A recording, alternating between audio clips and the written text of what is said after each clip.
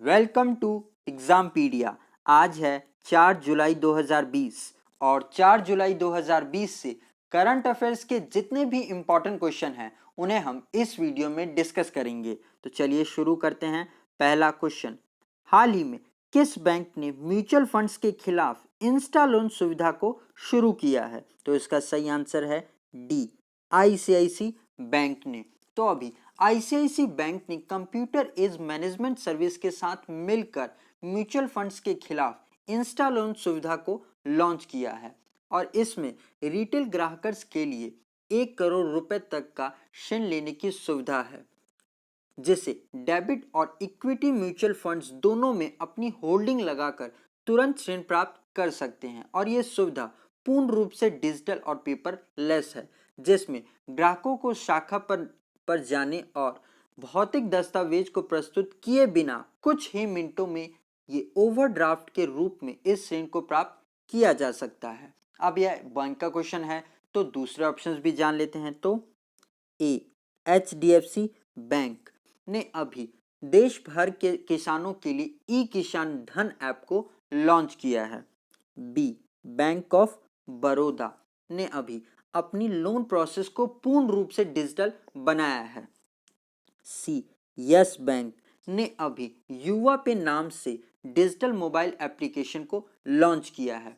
अब क्वेश्चन में बात आईसीआईसी बैंक की हुई है तो इसके बारे में भी जान लेते हैं। तो इसकी स्थापना 1994 में हुई थी। इसका हेडक्वार्टर मुंबई में है और इसके एमडी सीईओ हैं संदीप बख्शी और इस बैंक की टैगलाइन है, हम है ना ख्याल आपका। इसके अलावा अभी आईसीआईसी बैंक ने वॉइस बैंकिंग सुविधा को भी शुरू किया है और इंस्टा फ्लेक्सी नामक ओवरड्राफ्ट सुविधा को भी आईसीआईसी बैंक ने ही शुरू किया है। और अभी वीडियो केवाईसी की शुरुआत भी आईसीआईसी बैंक ने ही की है। तो आप इन पॉइंट्स को भी जरूर याद रखिएगा। अब हम आगे बढ़ते हैं।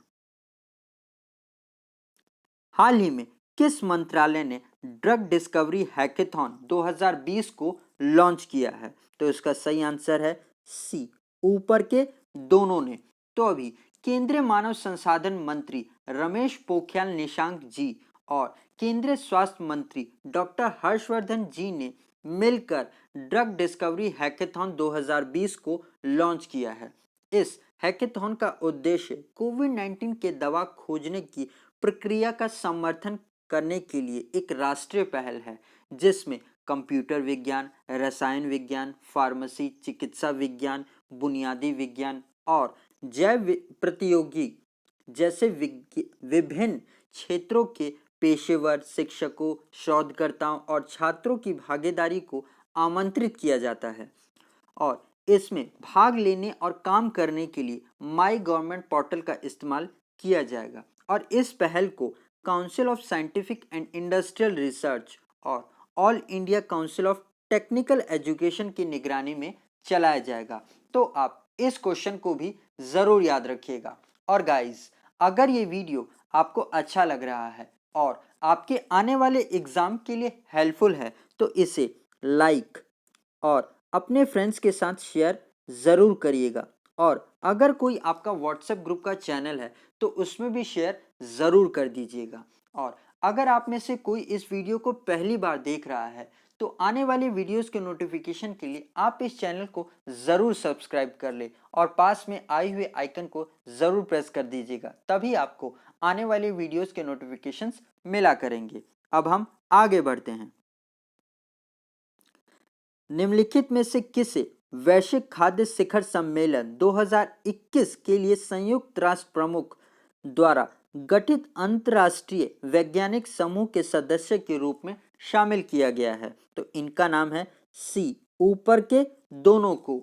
तो अभी भारत के रहने वाले प्रोफेसर रतन लाल और उमा लेले को अंतर्राष्ट्रीय वैज्ञानिक समूह के सदस्य के रूप में शामिल किया गया है। इस वैश्विक खाद्य शिखर सम्मेलन 2021 जो कि एक वैज्ञानिक समूह है, डॉक्टर रतन लाल ये भारतीय अमेरिकी मिट्टी वैज्ञानिक हैं। इन्होंने प्राकृतिक संसाधनों के संरक्षण और जलवायु परिवर्तन को कम करने वाले खाद्य उत्पादन को बढ़ाने के लिए मिट्टी केंद्रित वृक्षारोपण को विकसित किया है और इसी के लिए इनको 2020 के विश्व खाद्य पुरस्कार से सम्मानित किया गया है।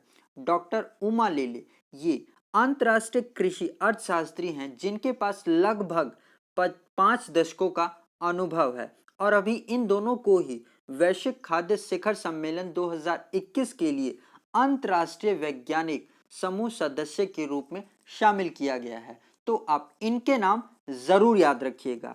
अब हम आगे बढ़ते हैं। हाल ही में किस संगठन ने मोबाइल मास्टर जी को विकसित किया है? तो इसका सही आंसर है डी, आईआईटी कानपुर ने।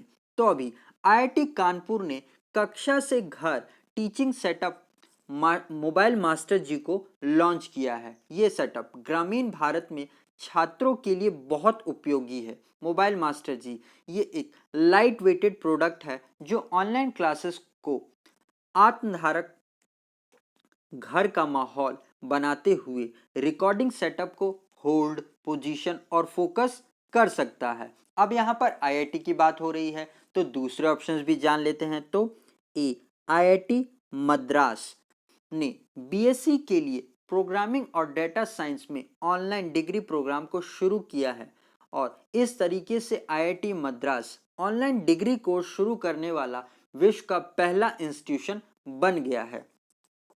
बी, आईआईटी बॉम्बे ने ध्रुव नामक चिप का विकसित किया है और क्रोनोटिन ऐप को भी लॉन्च किया था और अभी एक डिजिटल स्टेटोस्कोप आयु सिंक नाम से भी विकसित किया है जिसके लिए इसे पेटेंट भी दिया गया है। सी, आईआईटी गुवाहाटी ने अभी फ्लाईजी नामक एक मोबाइल एप्लीकेशन को विकसित किया है। डी, आईआईटी कानपुर ने कोविड-19 महामारी से लड़ने में मदद करने के लिए हर दिन 25,000 मास्क का उत्पादन करेगा। तो आप इन पॉइंट्स को भी जरूर याद रखिएगा। अब हम आगे बढ़ते हैं। किस राज्य सरकार ने वकीलों को 3,000 रुपए मासिक स्टाइफंड देने की घोषणा की है? तो इसका सही आंसर है बी, तमिलनाडु ने। तो अभी तमिलनाडु सरकार ने राज्य के जूनियर वकीलों को वित्तीय कठिनाइयों को दूर करने में मदद करने के लिए अगले 2 साल तक 3,000 रुपए के मासिक स्टाइफंड की घोषणा की है। ये स्टाइफंड तमिलनाडु के बार काउंसिल की लंबे समय से चल रही मांग थी।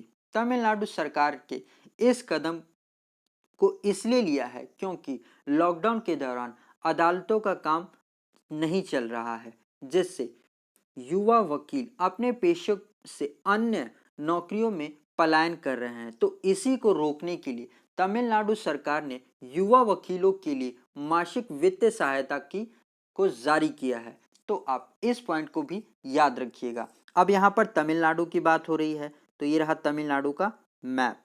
इसकी कैपिटल है चेन्नई, मुख्यमंत्री हैं ईडापड्डी के पलनस्वामी, गवर्नर है बनवारी लाल पुरोहित और यहाँ पर एक प्रसिद्ध मंदिर भी है जिसका नाम है मीनाक्षी टेम्पल और अभी तमिलनाडु का ही 38वां डिस्ट्रिक्ट बनाया गया था जिसका नाम है मयिलादुथुरई और अभी तमिलनाडु के ही कदलई मित्तई, तंजावुर नेत्ती और अम्बुवर वुड कार्विंग को जीआई टैग दिया गया है। तो आप इन पॉइंट्स को भी जरूर याद रखिएगा। अब हम आगे बढ़ते हैं। हाल ही में किस राज्य और यूनियन टेरिटरी में पौधा लगाओ पर्यावरण बचाओ अभियान शुरू किया गया है? तो इसका सही आंसर है सी, दिल्ली में। तो अभी दिल्ली में प्रदूषण को कम करने के लिए दिल्ली सरकार 10 जुलाई से 26 जुलाई तक वृक्षारोपण अभियान चलाएगी जिसका नाम पौधा लगाओ पर्यावरण बचाओ रखा गया है।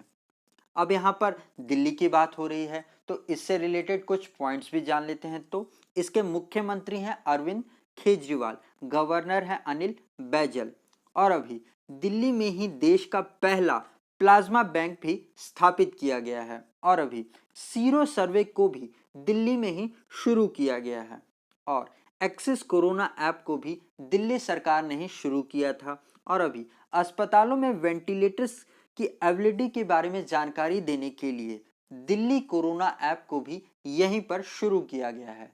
तो आप इन पॉइंट्स को भी जरूर याद रखिएगा। अब हम आगे बढ़ते हैं। हाल ही में future of higher education 9 mega trends पुस्तक का विमोचन किसने किया है? तो इनका नाम है ए वेंकैया नायडू जी ने। तो अभी भारत के उपराष्ट्रपति वेंकैया नायडू जी ने future of higher education 9 mega trends नामक पुस्तक का विमोचन किया है। इस पुस्तक के लेखक हैं CAV पथी राम। ये पुस्तक उच्च शिक्षा के प्रबंध के क्षेत्रों जैसे छात्र शिक्षा संबंध, शिक्षण विविधों, प्रयोगशालाओं और परीक्षाओं के अन्य मापदंडों के बारे में बताया गया है। और ये पुस्तक पूरे भारत में लगभग 5000 शिक्षकों के सर्वेक्षण पर आधारित है।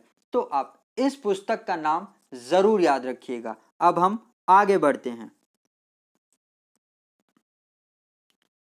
हाल ही में किस शहर में कोरोना वशिष्ठ के लिए पीला डस्टबिन स्थापित किया गया है? तो इसका सही आंसर है सी इंदौर में। तो अभी कोरोना संक्रमण को रोकने के लिए इंदौर म्युनिसिपल कॉरपोरेशन ने देश के प्रमुख स्थानों पर पीला डस्टबिन रखेगी। ये नीले और हरे रंग के डस्टबिन के अलावा तीसरा डस्टबिन होगा जो केवल कोरोना संक्रमित पदार्थों के लिए रखा जाएगा। इंदौर देश के शीर्ष 10 कोविड-19 संक्रमित शहरों में से एक है और अभी कोरोना अवशिष्ट के लिए एक अलग डस्टबिन रखने वाला ये पहला शहर बन गया है। अब इंदौर शहर से एक और इम्पॉर्टेंट पॉइंट जान लेते हैं। तो अभी मानव व शहरी मंत्रालय द्वारा जारी की गई कचरा मुक्त शहरों की सूची में इंदौर शहर को 5 स्टार रेटिंग दी गई है। तो आप इस पॉइंट को भी जरूर याद रखिएगा। अब हम आगे बढ़ते हैं। हाल ही में संयुक्त राष्ट्र नीति अधिकारी के रूप में किसे नियुक्त किया गया है? तो इनका नाम है ए वैशाली मोहंती को।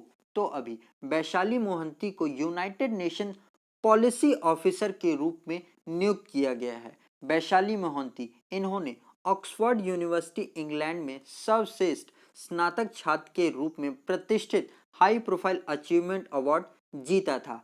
तो आप इनका नाम जरूर याद रखिएगा। अब दूसरा ऑप्शन देख लेते हैं। तो बी इंद्रमणि पांडे, इनको अभी संयुक्त राष्ट्र और अन्य अंतर्राष्ट्रीय संगठनों में भारत के अगले स्थायी प्रतिनिधि के रूप में नियुक्त किया है। तो आप इन दोनों पॉइंट्स को जरूर याद रखिएगा। अब हम आगे बढ़ते हैं। निम्नलिखित में से किस देश के शोधकर्ताओं ने सुअरों में एक नए प्रकार के वायरस की खोज की है जो मनुष्य को संक्रमित कर सकता है? तो इसका सही आंसर है ए चाइना में। तो अभी चाइना के शोधकर्ताओं ने सुअरों में एक नए प्रकार के वायरस की खोज की है जो मनुष्य को संक्रमित कर सकता है और साथ ही एक महामारी पैदा करने में सक्षम है।